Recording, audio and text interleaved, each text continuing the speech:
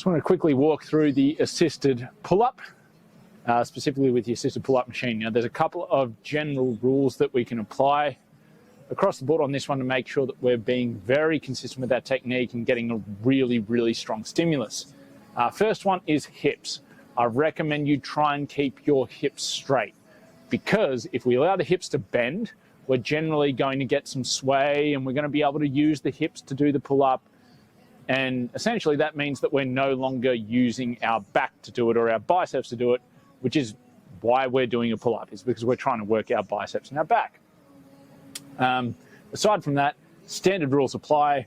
Really control that eccentric. Hit that sort of 2 to 3 seconds on the way down, really tightly controlled.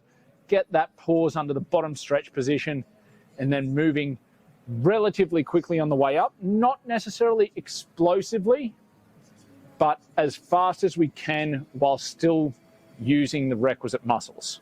So in this case, again, biceps and back. So what it should look like, regardless of the grip we take, is we're going to be knees on the pad, hips straight. So we don't want to be folding there, because then we're probably going to start swinging our stuff around and going crazy and not working our back. So what we want to be going there, get our grip set, nice and strong. Use some straps if you need to, there's no shame in it.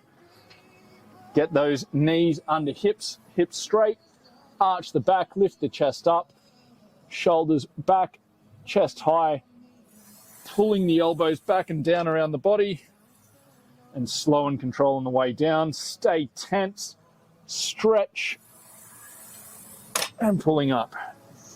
Now, when we do it this way, we're more likely to transfer into actually being able to do a pull-up. Where if we start doing our crazy hip weird things, that's not really going to help us get to pull-ups in the long term either.